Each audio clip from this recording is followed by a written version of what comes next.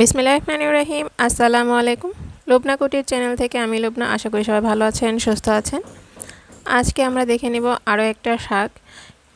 Cutting process কিন্তু একই থাকবে। এর আগে আমি কাটিং কিভাবে করতে হবে সেটা কিন্তু দেখিয়ে দিয়েছি। তো সেম কিন্তু একই প্রসেস। উপরের যেটা আছে সেটা হচ্ছে মানে উপর দিকে থাকবে, আর এইটা হচ্ছে নিচের দিকে থাকবে। এই ধরনের শাক আপনারা যে কোনো ড্রেসের সাথে ক্যারি করতে পারবেন, বোরখার সাথেও কিন্তু ক্যারি করা যাবে। তো আমি কিন্তু এই যে দেখেন কেটে নিয়েছি। এর আগে যেটা আমি দেখিয়েছিলাম সেটা দেখে কিন্তু আপনারা মেজারমেন্টটা দেখে নিতে পারেন। আর এর আগে আমি আপনাদের হাতে কীভাবে সেলাই করতে হবে সেটা দেখিয়েছি। এখন আমি মেশিনে আপনাদের এটার সেলাইটা দেখিয়ে দিব। তো এখানে আমি কোন কোন অপশনে গিয়েছি সেটা দেখিয়ে দিচ্ছি। তো আমি এখানে আই যেটা আছে অ্যাশ কালার সেটা দিয়ে কাজ করব।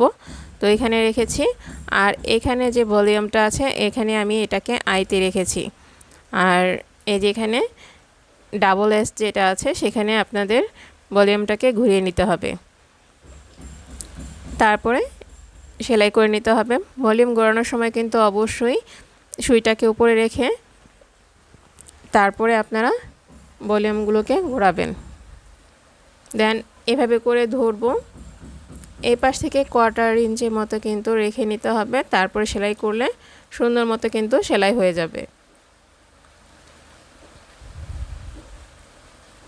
তো দেখেন আমি কিন্তু এই যে এভাবে করে সেলাই করে নিচ্ছি। 1/4 ইঞ্চি রেখেই কিন্তু আপনাদের সেলাই করতে হবে, তাহলে কিন্তু সেলাইটা সুন্দর মতো হয়ে যাবে।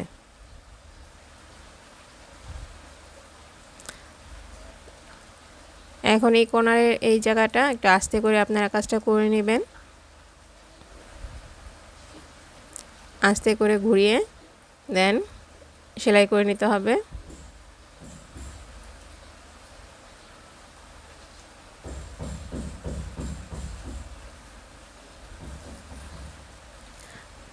আপনাদের যদি ভিডিও ভালো লেগে থাকে তবে অবশ্যই একটা লাইক দিবেন, কমেন্টস করবেন, আর ভিডিও শেয়ার করে কিন্তু অন্যদের সাহায্য করতে পারেন। এতে করে অনেকেই উপকৃত হবে। আর আপনারা কী ধরনের টিউটোরিয়াল দেখতে চান সেটা কিন্তু কমেন্টস করে জানাবেন, তাহলে নেক্সট আমি সেই ধরনের টিউটোরিয়াল দেওয়ার চেষ্টা করব ইনশাল্লাহ। তো এইভাবে করে কিন্তু দুইটা হাতের যে স্পেস সেটা কিন্তু সেলাই করে নিতে হবে।